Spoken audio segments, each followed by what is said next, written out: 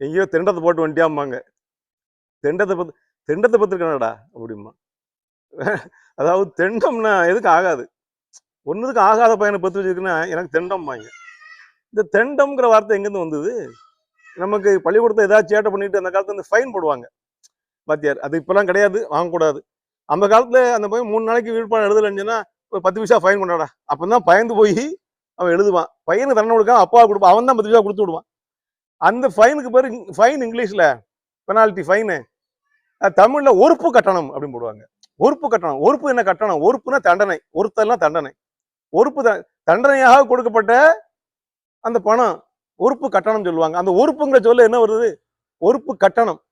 அந்த இந்த ஒறுப்புங்கிற சொல்லுதான் அந்த காலத்துல தெண்டம் இருந்திருக்கு. தெண்டம்.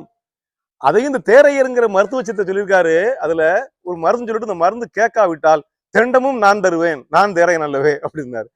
நான் சொல்ற மருந்து உனக்கு பயனளிக்காவிட்டா அதுக்கு பரிகாரமா தெண்டனை தாரேன்டா, அதுக்கு அபராதம் நான் தாரேன், அதுக்கு பெனால்டி நான் தாரேன், தெண்டம் தாரேன் என்று ஓங்கி உறுதிப்பட சொல்லியிருக்காரு. தெண்டமும் நான் தருவேன்னா, தெண்டம் என்று சொன்னால் இது ஒரு ஃபைன் காசு, பெனால்டி காசு. அதனால இனிமே இந்த மாதிரி ஒறுப்பு கட்டணம் சொல்லாம தெண்டம் கொடுறா, தெண்டம் 50 பைசா கொடு, தெண்டம் 1 ரூபா கொடுன்னு சொல்லலாம். அப்ப தெண்டம் என்ற சொல்லும் தமிழிலே இருந்திருக்கிறது.